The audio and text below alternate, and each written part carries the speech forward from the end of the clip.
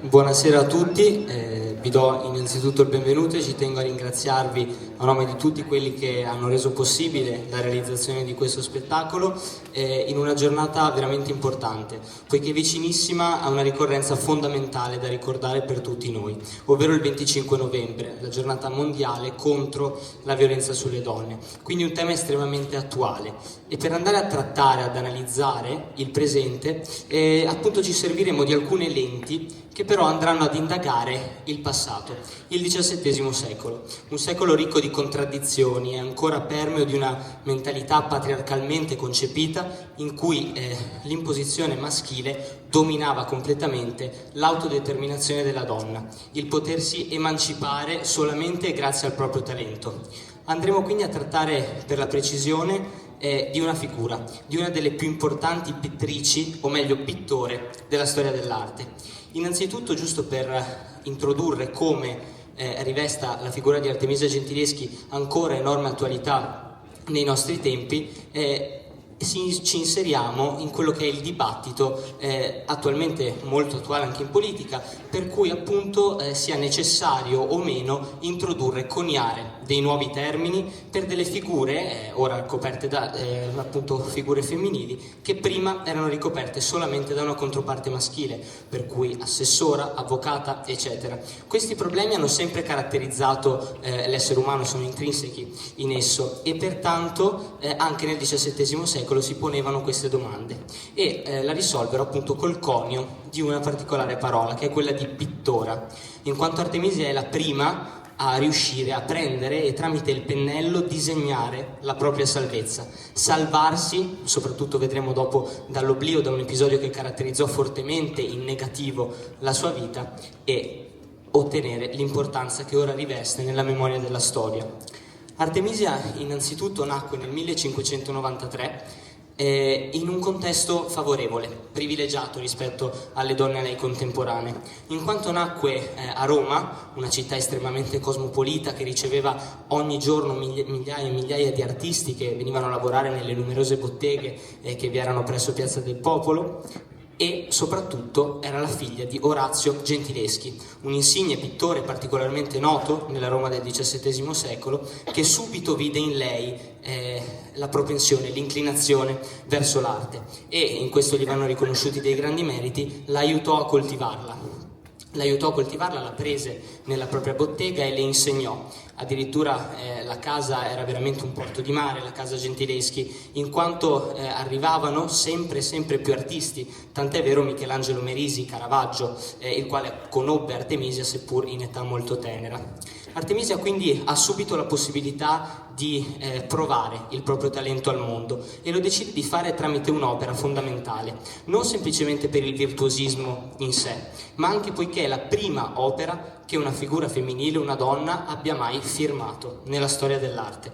È la prima, e quindi a ragion veduta viene considerata come la prima femminista, effettivamente una figura che abbia preso le redini della propria vita e, nonostante fosse donna, anzi rese il suo essere donna un punto a favore, tant'è vero che firmò questo quadro. Si sta parlando di Susanna e i Vecchioni, un celebre quadro appunto la cui scena è tratta da una fonte apocrifa, quindi non accettata nel canone del cattolicesimo durante il Concilio di Trento, dell'Antico Testamento, in cui appunto si vede lo sforzo della donna, che sempre caratterizzerà i soggetti che deciderà di dipingere. In questa firma appunto notiamo innanzitutto la data, che è il 1610, in cui dimostra al mondo che anche semplicemente a 17 anni era in grado, soprattutto vuole dimostrarlo all'elite pittorica del tempo, di come anche la donna potesse raffigurare l'uomo, dei soggetti, dei quadri di storia. Infatti ricordiamo che in quel periodo le donne erano relegate semplicemente alla pittura dei cosiddetti naturalia. I naturali erano degli elementi prettamente decorativi, soprattutto vegetali, floreali, che però non vedevano ovviamente nel loro fulcro la rappresentazione dell'uomo. Questo va visto, va ricercato, le cause vanno ricercate nel fatto che appunto nel Rinascimento si impose una visione antropica del mondo, antropocentrica, e soprattutto venne appunto portata via, si abbandonò la mentalità teocentrica che invece vigeva per tutto il Medioevo, e quindi la figura dell'uomo veniva considerata permea di virtù, ricca di una certa nobiltà, per cui non doveva essere inficiata dal pennello di una donna, che veniva considerata impura poiché ancora macchiata dal peccato originale. Quindi in questo clima in cui la folla è fortemente concentrata su delle visioni tradizionalistiche, su aspetti legati fortemente al patriarcato, Artemisia dimostra il suo valore, il suo virtuosismo. La data di questo quadro non è però da tralasciare, il 1610, in quanto precede di pochi mesi il 1611, un anno cardine purtroppo in negativo nella vita di Artemisia Gentileschi, in quanto venne stuprata brutalmente nella comodità, nella sicurezza di casa sua da Agostino Tassi. Agostino Tassi era anch'esso un nome particolarmente noto nella Roma del XVII secolo, soprattutto anche per le sue condotte non proprio pure, potremmo dire, non inclini a una morale perfetta, in quanto appunto si era macchiato di molti crimini, appunto di libertinaggio. Però era un insigne pittore, soprattutto non aveva eguali nell'arte della prospettiva, tant'è vero che dopo vedremo avrà una centralità questa sua bravura particolare, questa sua abilità. Ora, questo stupro turba completamente l'animo di Artemisia Gentileschi, la getta in un mare di dubbi, di afflizioni, anche sul proprio stesso valore. È doveroso ricordare che lo stupro non è un qualcosa che avviene all'improvviso, un qualcosa di cui non si hanno avvisaglie, bensì è il culmine di eventi reiterati, molesti, che vanno a minare la libertà e l'integrità della persona, in questo caso ovviamente della donna. Per cui molto spesso Artemisia cercò conforto sia nell'inquilina Tuzia che addirittura nella stessa figura del padre Orazio Gentileschi. Non trovò però del conforto. Infatti allontanarono queste accuse contro il Tassi, e addirittura Orazio Gentileschi, in questo possiamo trovare un atto però di amore paterno, decise di assegnare il ruolo di maestro di prospettiva di Artemisia appunto proprio ad Agostino Tassi, in quanto era il migliore in quell'ambito. Voleva cercare di regalare il meglio che poteva alla propria figlia, per poter effettivamente, nonostante la sua condizione di donna, continuare a dipingere senza avere dei limiti, senza essere perennemente legata a delle catene che la trattenessero. Ora, però Orazio Gentileschi, vedendo questo increscioso crimine che si è consumato in casa sua, dopo addirittura un tradimento, dopo lo vedremo molto bene nello spettacolo dell'inquilina Tuzia, si sente pervaso dai sensi di colpa, e quindi manda una supplica a Papa Paolo V Borghese, in cui appunto chiede, intesta un processo ai danni di Agostino Tassi. Ora, in questo processo avvenne un evento non da tralasciare, ovvero il fenomeno del capovolgimento da vittima a carnefice. Infatti il fulcro del processo non venne condensato negli atti deplorevoli e crudeli di Agostino Tassi, bensì sull'honestas, sul decoro, la dignità di Artemisia stessa, che venne addirittura sottoposta a delle torture inimmaginabili, seppur ovviamente incline col sistema giudiziario dell'epoca. Una tra tutte la tortura dei sibilli, che appunto era particolarmente atroce, in quanto consisteva nell'interporre tra le dita dell'imputato dei tasselli di legno e successivamente legare in maniera molto stretta le dita dello stesso, fino poi a provocare la rottura molto spesso delle falangi, addirittura la lacerazione delle carni. Ora, comprendete che questo elemento, questa tortura che viene perpetrata da Artemisia, mina completamente la sua vita, in quanto pittrice lavora con le mani, sono ciò che la rende effettivamente ciò che è. Per cui è un qualcosa di assolutamente increscioso quello che sta avvenendo. Nonostante però la potenziale possibilità di perdere completamente qualsiasi appiglio alla sua vita, Artemisia ci tiene a rivendicare, a non retrarre le proprie dichiarazioni compiute, ma a difendere ardentemente la propria verità. Durante tutta la durata del processo, che si svolse durante 8 mesi, quindi un canone estremamente lungo per l'epoca, e però si concluse con una sentenza d'accusa per Agostino Tassi. vi era una duplicità della pena. Poteva scegliere Agostino Tassi se lasciare Roma, quindi ottenere un esilio da Roma per ben 5 anni, per un lustro, oppure servire sempre per 5 anni dei lavori forzati, che in quel periodo prevedevano essere rematore della Marina Pontificia, un lavoro estremamente crudele per le condizioni che venivano perpetrate, per esempio.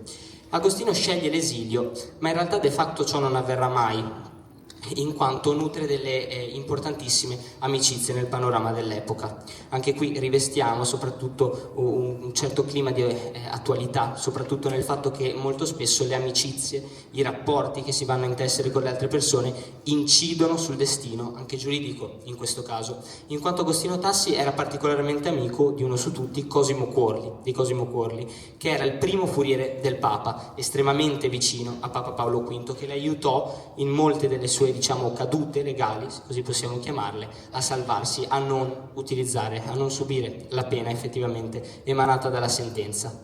Nonostante questo, quindi, la vera vittima del processo, Artemisia, fu quella che in realtà perse, fu costretta a lasciare Roma, in quanto l'Accademia di Roma non la accettò. Lei provò, il padre soprattutto fece delle pressioni, ma era un uscio che non poteva essere varcato dalle donne. Per cui è costretta a lasciare, andare a Firenze e ad affidare ancora una volta la sua vita, il suo destino nelle mani di un uomo. Si risposò infatti con l'ingente dote di 1000 scudi d'oro, una cifra esorbitante per l'epoca, e anche questo ci fa capire come venisse considerata una donna ormai finita, all'anticamera della miseria. Quindi serviva effettivamente questa dote particolarmente ingente affinché potesse trovare uno sposo.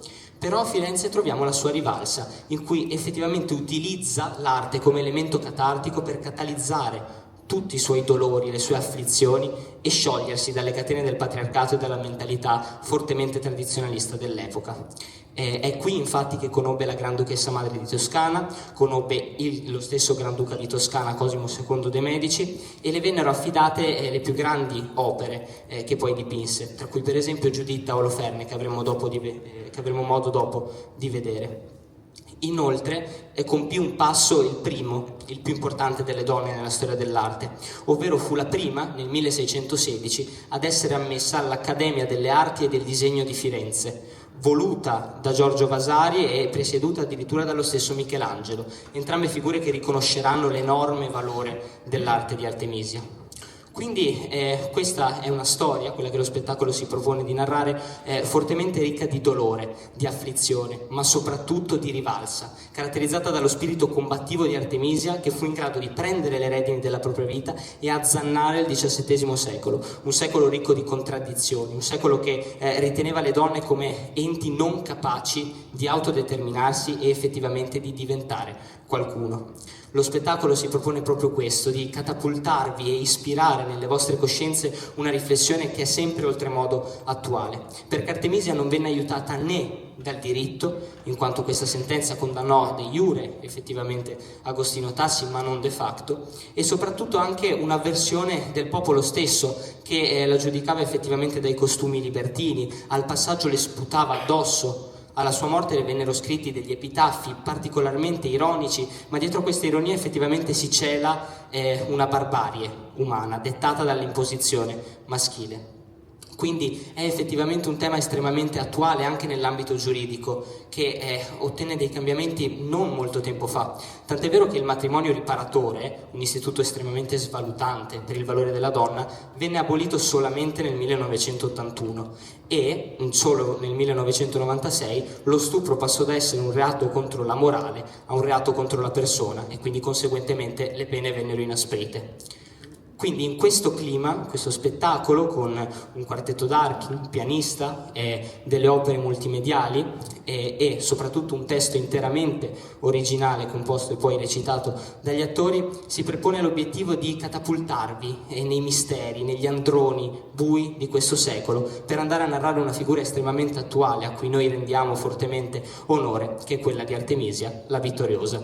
Grazie mille, io vi auguro un buono spettacolo.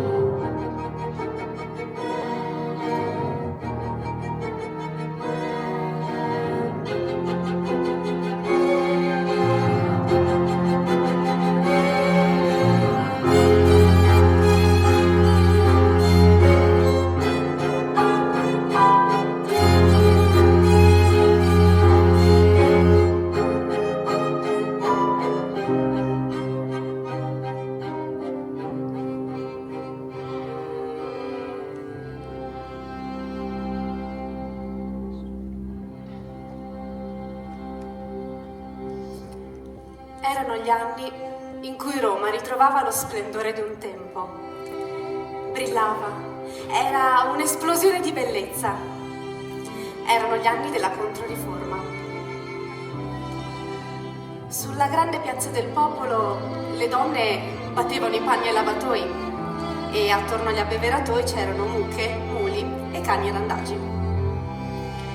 I viaggiatori si ristoravano sui fusti delle colonne, fatti rotolare sulla sabbia fino ai piedi dell'obelisco. I venditori di frittelle e i portatori d'acqua lanciavano i loro richiami intorno alla fontana. In quel luogo, tra Piazza del Popolo e Piazza di Spagna, si estendeva il quartiere dei pittori. Oltre 2000 artisti francesi, fiamminghi, anche bolognesi, fiorentini, romani, artisti di tutte le origini, riuniti dentro un perimetro di neanche 5 chilometri. I nuovi venuti venivano ospitati nelle locande, gli altri vivevano nelle case addossate alle colline del Pincio, dove avevano i loro studi raggruppati secondo la nazionalità. Gli artisti occupavano i piani più alti, quelli più luminosi e meno costosi. Scultori, ricamatori, doratori, orafi arrivavano a Roma animati da un sogno di bellezza. Alla vigilia del giubileo dell'anno 1600, che doveva attirare nella città santa 500.000 pellegrini, Papa Clemente VII voleva che Roma costituisse l'esempio di un ordine nuovo, che incarnasse agli occhi del mondo un paradiso in terra. Lo splendore di Roma doveva rappresentare la sua preeminenza su tutte le città dell'universo. La sua grandezza, la sua maestosità, le sue ricchezze. Roma doveva abbagliare gli occhi dei pellegrini. La magnificenza delle sue chiese doveva soggiogare gli uomini, spazzare via i dubbi e illuminare le anime. E i visitatori, una volta tornati a casa, dovevano portare con loro una straripante emozione che li avrebbe convinti della supremazia della Chiesa di Roma su tutti i seguaci di Lutero. Il Papa era l'assoluto custode di un'unica verità che avrebbe annientato definitivamente la menzogna protestante.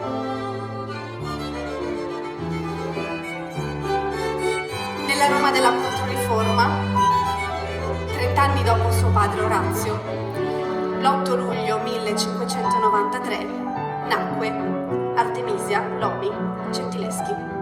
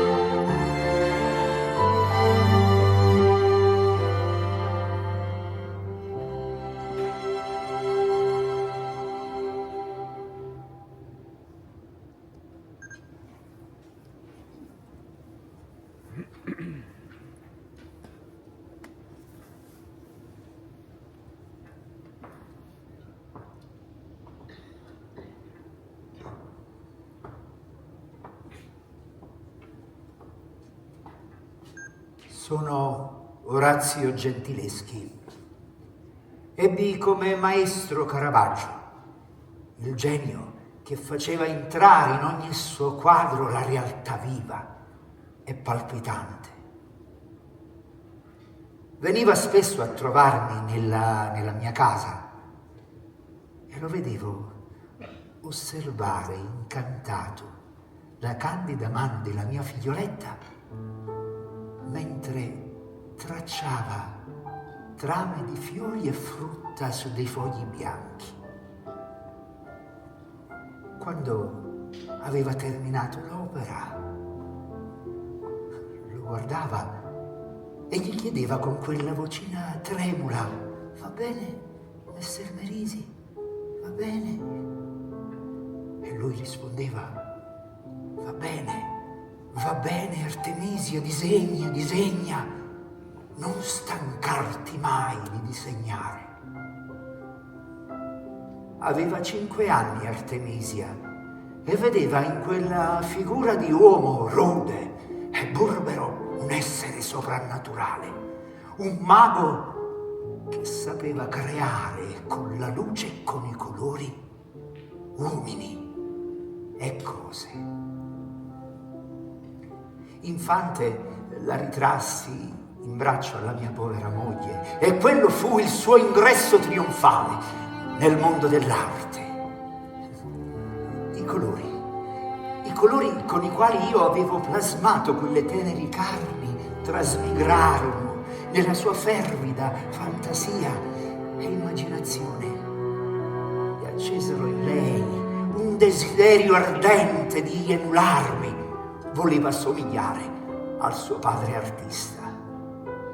E tante altre volte diede il suo volto ai miei angeli.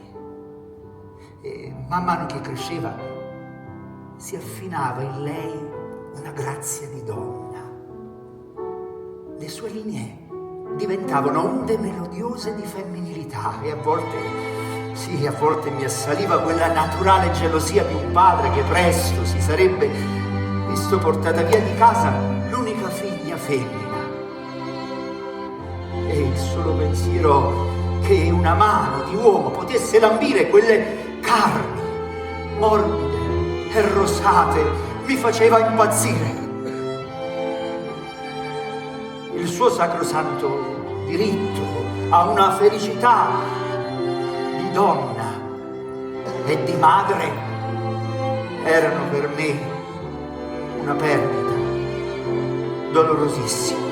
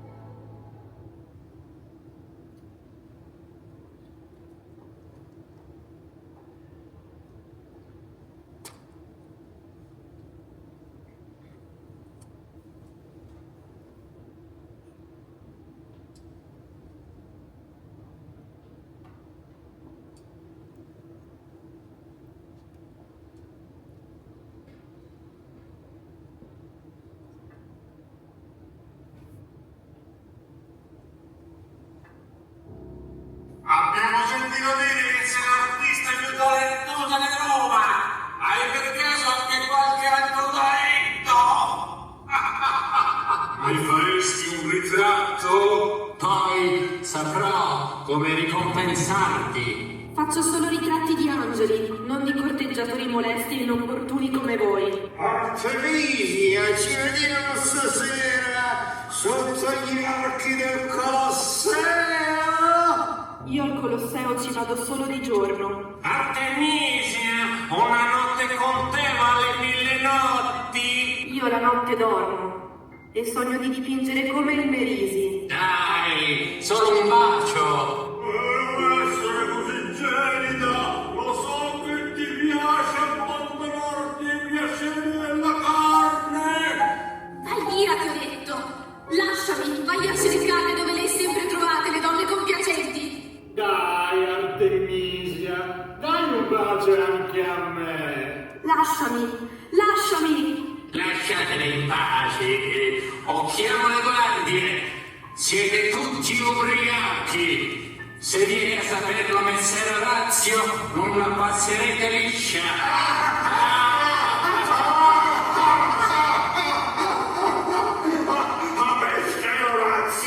Vedrò prima o poi chi è veramente la sua santa bellina. Oh, Artemisia!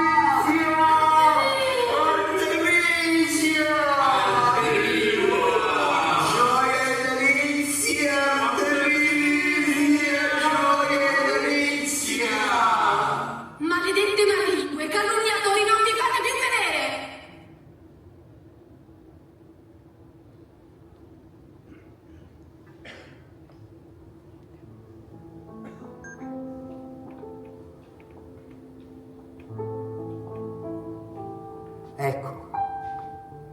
Ecco la bambina che amavo tenere sulle mie gambe e alla quale porgevo dolci bucce di arance candite, con la quale giocavo a rincorrerci nel portico mentre ci nascondevamo tra i fusti delle bianche colonne corinzie. Più volte tentai di persuaderla a prendere i voti, ma invano. Non potevo impedire che lei donasse al mondo la sua bellezza, che il sole dei suoi occhi irraggiasse ogni strada, ogni vicolo, ogni piazza di Roma. L'avrei voluta tenere con me ancora a lungo per fare di lei una grande pittrice, ma all'Accademia non l'avevano accettata. A nessuna donna era permesso varcare quell'uscio. L'arte e la pittura rimanevano un fatto esclusivo degli uomini. E allora io chiesi a Tuzia, una mia inquilina, ecco, di seguirla, di proteggerla da tutta quello stuolo di artisti che frequentavano la mia casa, tutte persone rispettabilissime, per carità. Ma non si sa mai, qualcuno avrebbe potuto insidiare, ecco, la sua innocenza. Si sa, gli artisti sono spiriti liberi, non hanno remore morali e sanno ben dissimulare un innamoramento che poi nasconde altro. Allora io dissi a Tuzia di non distogliere nemmeno un secondo lo sguardo da lei. Ma un giorno, il tradimento, come una serpe viscida e velenosa, si insinuò nella mia casa. E credetemi, non c'è dolore, amarezza più grande di quella che deriva dalla delusione che ti dà una persona che tu hai sempre pensato essere un tuo amico. Agostino Tassi, un pittore fiorentino che aveva affrescato con me diverse chiese romane. Mi era sembrata la persona giusta per insegnare alla mia figliola l'arte della prospettiva. La sua maniera audace e ardita mi aveva entusiasmato, rapito. E invece mi ha tradito.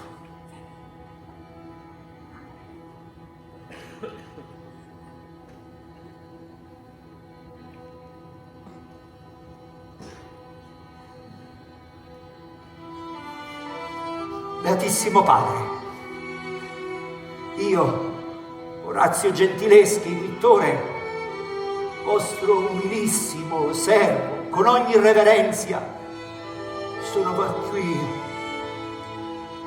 parlarvi di questa mia figliola. Dopo averla avviata alla professione della pittura, ecco, posso dire che non c'è nessuno al mondo migliore di lei. Ecco, Santo Padre, questa mia figliola venne deflorata e carnalmente posseduta da Agostino Tassi. Io l'avevo affidata a Tuzia perché vigilasse su di lei, perché custodisse la sua innocenza, ma nulla fece per fermare quello che io credevo un amico e che invece si è rivelato solo un uomo crudele e lussurioso. Vi prego, genuflesso ai vostri santissimi piedi, di riparare a questo orrendo misfatto e di punire Agostino Tassi con la giusta pena.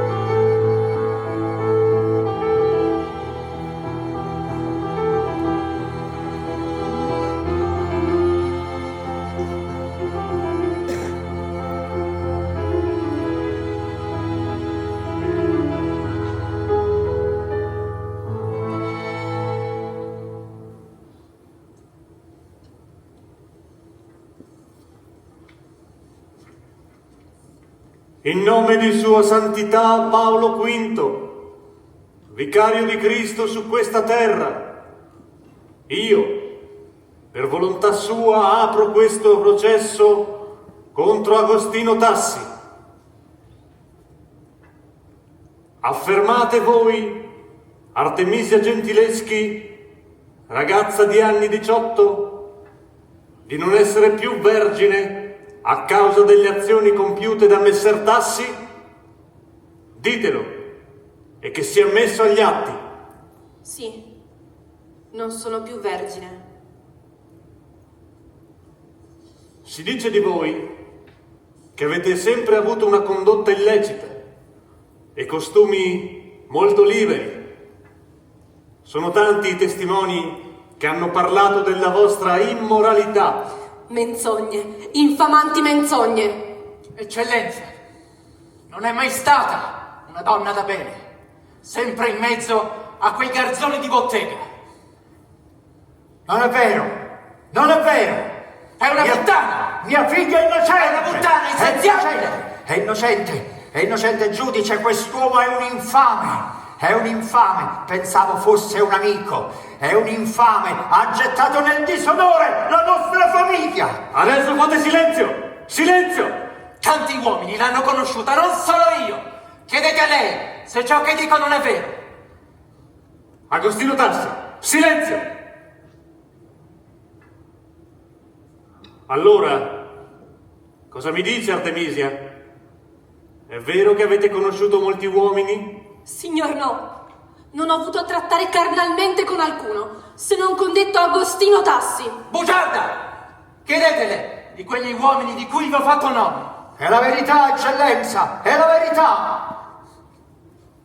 Artemisia Gentileschi, avete intrattenuto volontariamente rapporti carnali con Francesco Scalpellino? No. Artemisia Gentileschi, avete intrattenuto volontariamente rapporti carnali con il chierico Artigenio? No, no! Artemisia Gentileschi, avete intrattenuto volontariamente rapporti carnali con Cosimo Cuorli, amico del qui presente Tassi?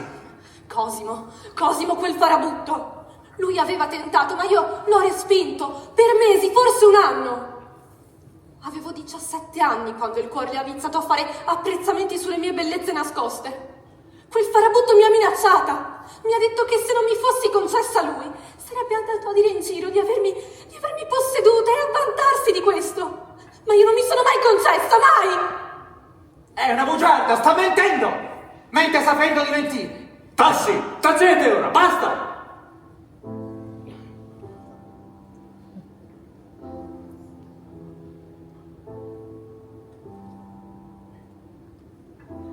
Non riesco a credere alle mie orecchie. Stanno cercando di farmi passare per una puttana. Sono persino arrivati a dire che ho intrattenuto rapporti con Orazio Gentileschi, mio padre. Mi verrebbe voglia di sputargli in faccia tutta la mia rabbia. E io imprego, non so cosa, ma imprego. No! È stato lui. È stato Agostino Tassi.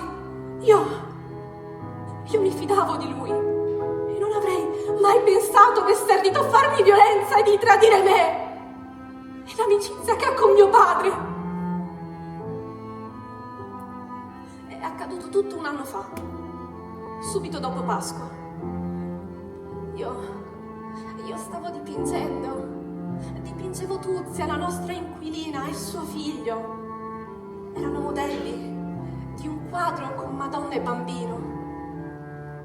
È stata lei, è stata Tuzia a farlo entrare, è stata lei! Tuzia conosceva Agostino. Lui era amico di mio padre. Mio padre lo aveva ingaggiato subito dopo che venni respinta dall'accademia in quanto donna, perché potesse insegnarmi l'arte della prospettiva. Io ricordo che quel giorno la pioggia batteva rabbiosa sui tetti e sulle strade, cancellando la luce di quel pomeriggio di maggio. Il quadro stava venendo bene. Nell'abitazione c'erano dei muratori che stavano facendo dei lavori. Avevano dimenticato l'uscio aperto, così, improvvisamente, Agostino entra nella stanza, caccia via Tuzia e mi spinge in camera da letto. È stata lei a farlo entrare, è stata lei, è stata Tuzia!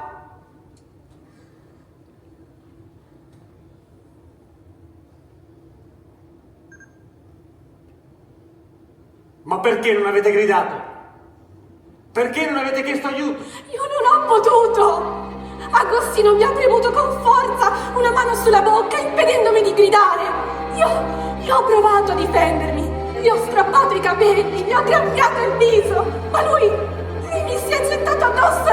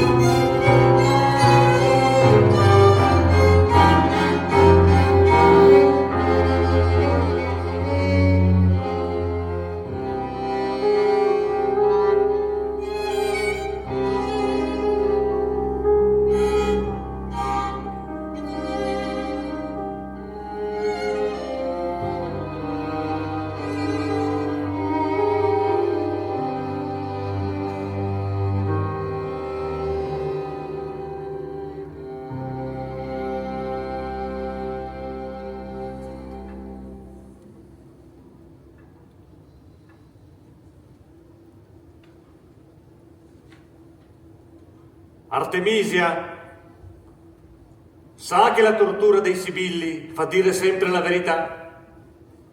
Lo comprendete, vero, donna Artemisia? I sibilli. Ma è Agostino sotto processo, non io. Sottoponete lui ai sibilli. Applicate i sibilli!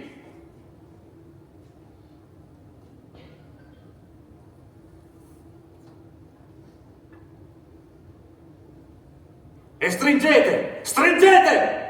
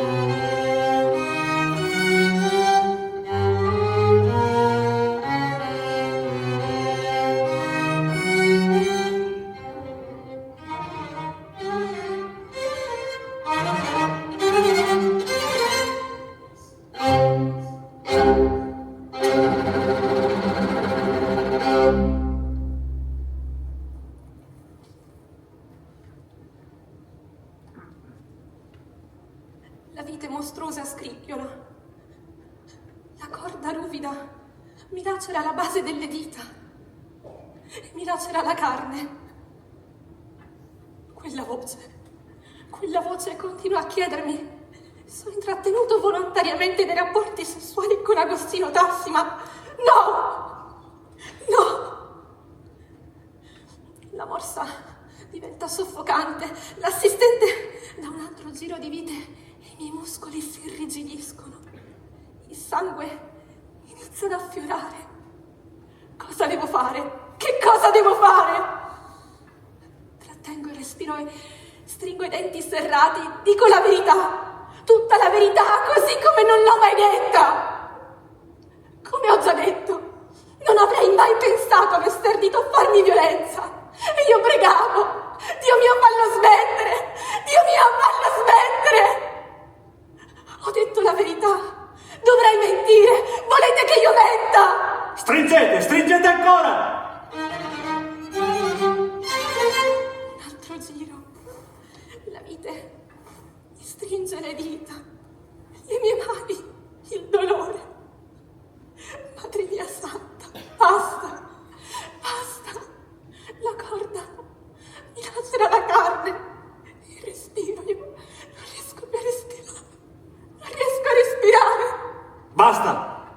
oggi basta. L'udienza è rimandata a domani. Che tutte le parti siano presenti.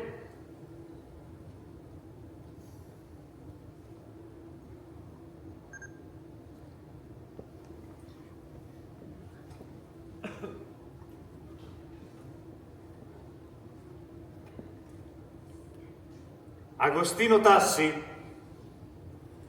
cosa mi dice della confessione di frate Pietro Giordano, il quale dichiarò in questo processo che durante una confessione avete ammesso di aver sverginato la giovane Artemisia?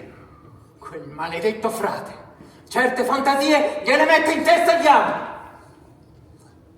Agostino Tassi, non è vero che confessaste a frate Pietro Giordano di essere disposto a sposare Artemisia per riparare all'offesa? Sì, eccellenza, e mi ingannò. Prendetemi la mano che prometto di sposarvi. Io più volte mi sono concessa, come una stupida l'ho perdonato. Aveva dei modi gentili, garbati. Io credevo mi amasse veramente, ma solo dopo ho scoperto che era già sposato e che dietro le sue carezze si nascondeva solamente la sua sporca lussuria. Ero una fratante. Ha pagato i suoi amici per farli testimoniare contro di me. Ora fate silenzio! Applicate di nuovo i sibilli! No, vi prego, non mi sottoponete di nuovo a questa tortura. E le mie mani, io non potrò più dipingere. Vi prego, no! No!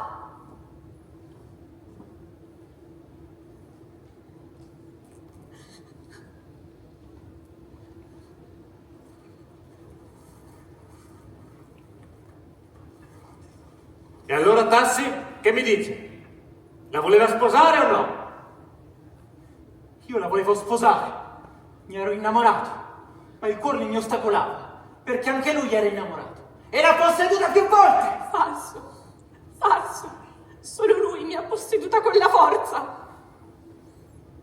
Orazio, che rapporti avevate voi con il Quarli? Il Quarli, quel maledetto, infame, frequentava la mia casa insieme a tanti altri artisti e mai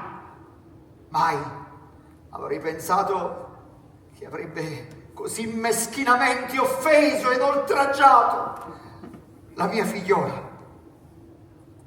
Sua Eccellenza, comunque la moralità di questo individuo, di quest'essere spregevole, è indubbia. È un essere immorale, un essere immondo.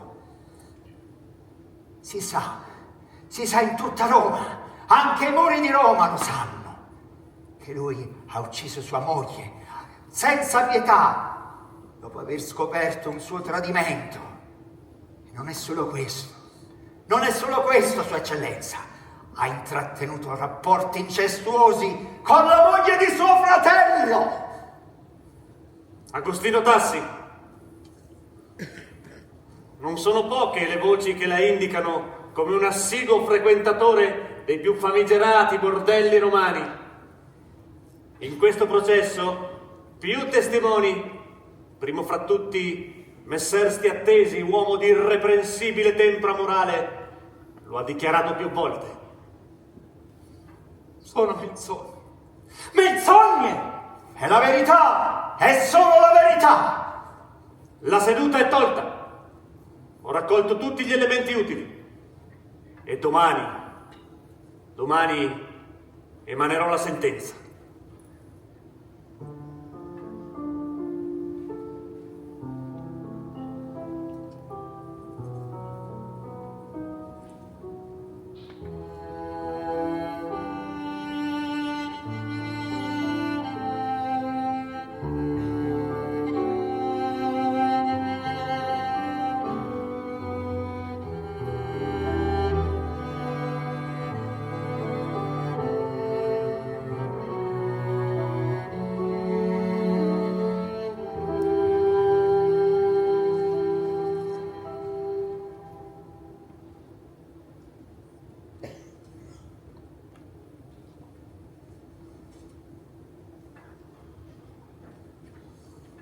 Nell'anno del Signore 1612, io, suprema autorità di Santa Romana Chiesa, in nome di Sua Santità Paolo V,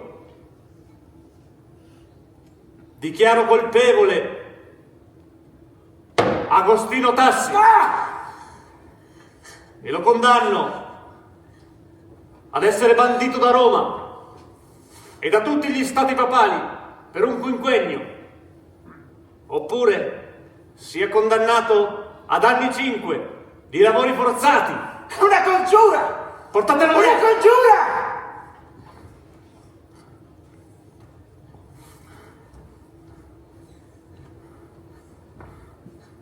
Mi lasci! Mi lasci!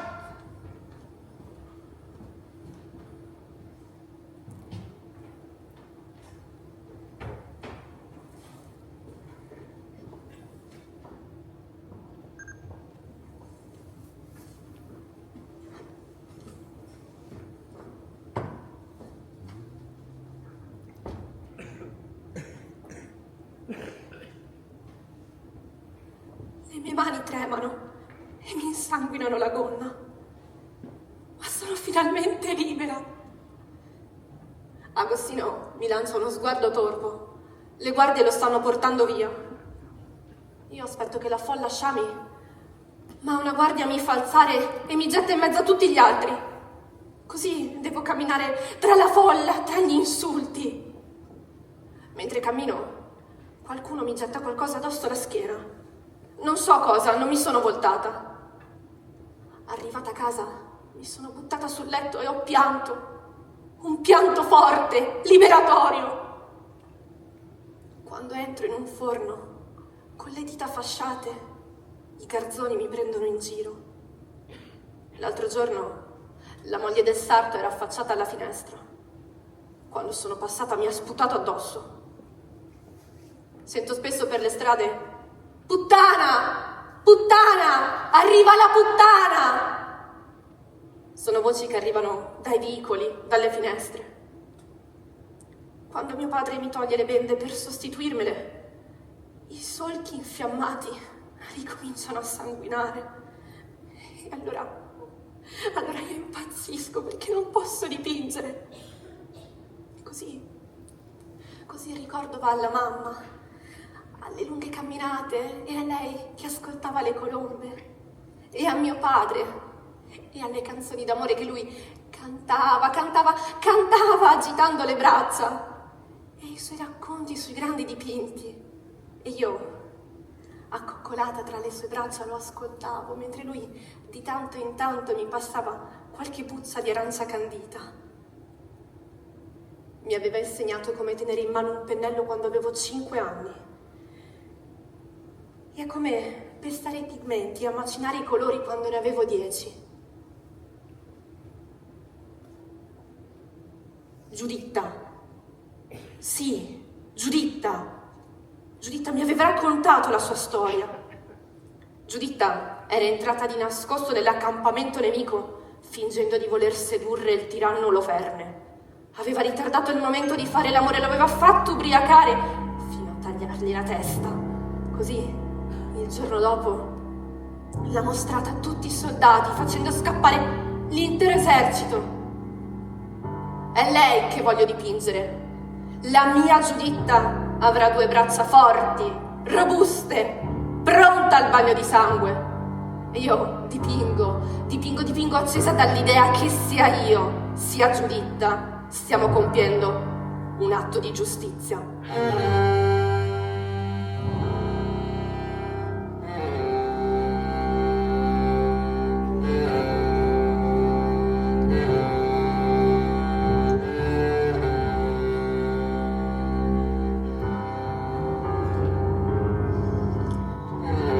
Una rabbia ferina taglia con lama affilata il buio che si accende di sangue. Un gesto brutale compiuto con sorprendente impassibilità. Senza scomporsi, afferrando con decisione l'essa della spada, affonda la lama nella carne e quel bianco drappo sapientemente intessuto di luci e teneri ombre si tinge di rosso. E chi l'avrebbe mai pensato? Eravamo abituati a vedere Venere, Eros, Danae ad adagiate su quelle bianche coltri, in un sottile incontro sensuale di carmi e morbidi panneggi, tra prati fioriti e interni dorati. Adesso è pregno di sangue e lei, mentre la serva lo agguanta come chi è avvezzo a macellare una bestia, si scossa perché uno zampillo non cada contaminandole sulle sue lucenti vesti di seta.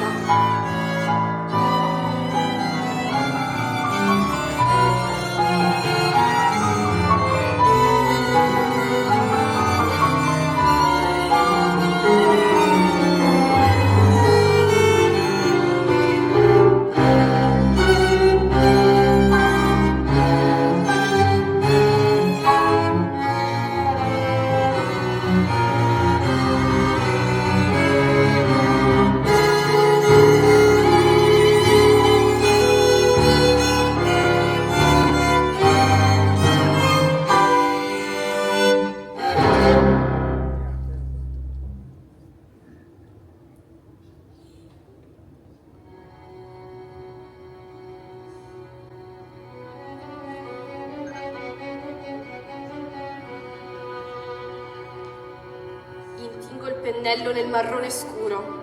Le ferite si riaprono, ma io non smetto di lavorare. Sulla tela prendono forma gli occhi scuri e pieni di terrore di Oloferne che mi supplica. Ma non ho pietà, nessuna pietà contro il male. La verità ha trionfato, la giustizia ha vinto.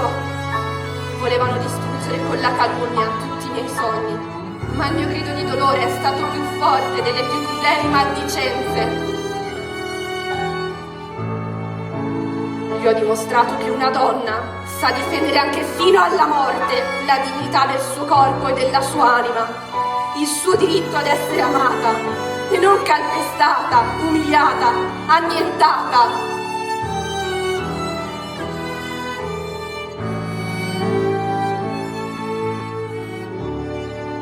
Io sono Artemisia Gentileschi. Io sono una pittora che sa dipingere come un uomo, contesa da tutti i maggiori potentati d'Europa, rispettata, onorata. Il mio nome risuona ovunque, in ogni dove, ed è il nome di una pittora, sì, di una pittora, e non di una donna di malaffare, come volevano far credere. Se ne sono approfittati perché la parola di una donna non vale nulla, ma nulla hanno potuto contro la mia forza d'animo. I loro sguardi sprezzanti, le loro invidie, le loro cattiverie, le ho sconfitte con l'energia, con il tripudio dei miei colori, con la luce del bene che ho dipinto. Lì hanno potuto veramente vedere e riconoscere chi sono. Sono riemersa dal fango che mi hanno gettato addosso. Mi sono sentita leggera e spinta dalla mia arte. È iniziato il mio volo tra mondi e paesaggi umani fantastici.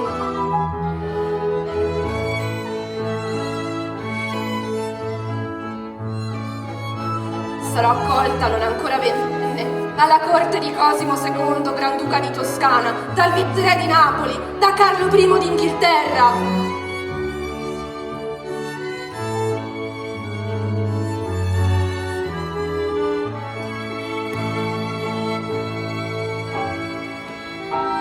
Dipingerò donne ribelli e di grande coraggio, perché è solo dalla ribellione che nasce la libertà.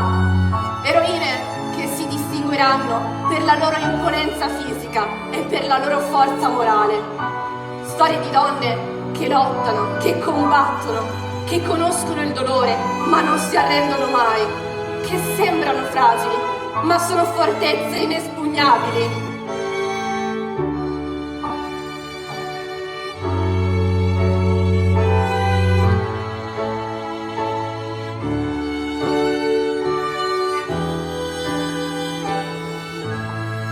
Donne che danno la vita, che si specchiano nelle stelle e questo mondo fanno più bello.